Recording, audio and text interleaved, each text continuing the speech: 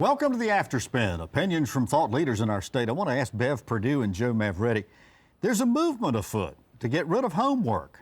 Proponents say that with two working parents and already crammed schedules, children need time for unstructured activities.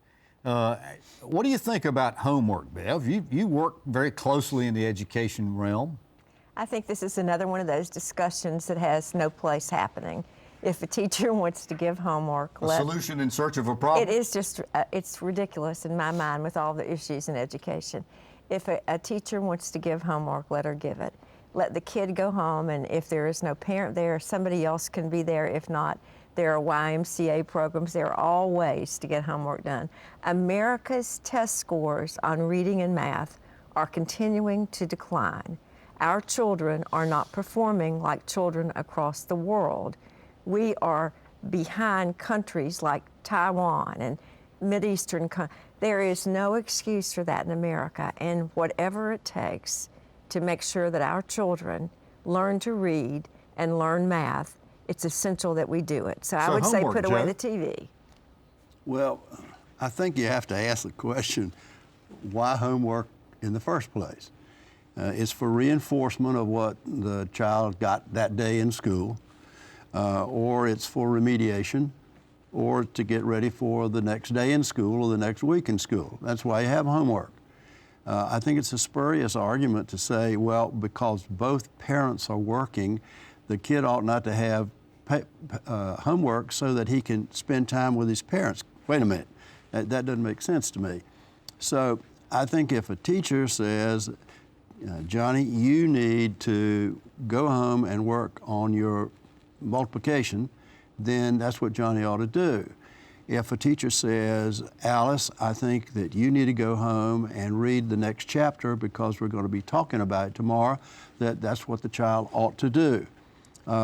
Once again, this is the kind of stuff where we muddy the water with parental needs as opposed to the needs of children.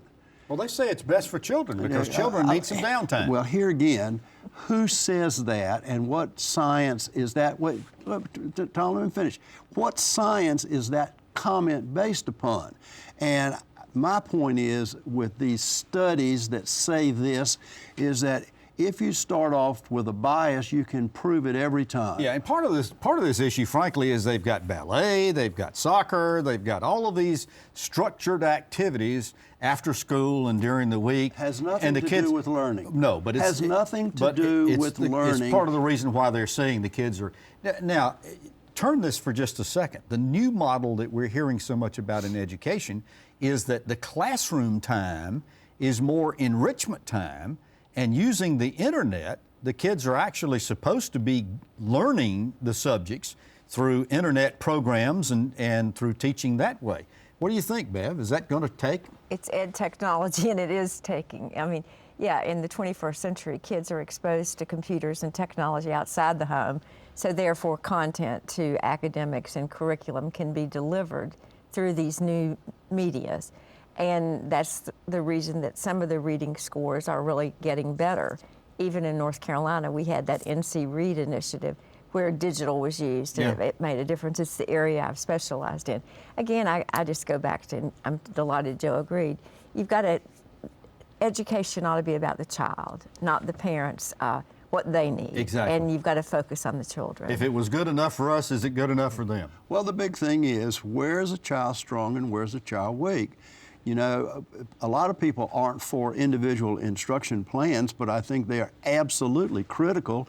Every kid has strengths and weaknesses, and what you need to do in school after you identify them is to focus on the weaknesses, to make sure they come up to standard, and to encourage kids to go rocket science with their strengths. Once again, why our teachers are so important.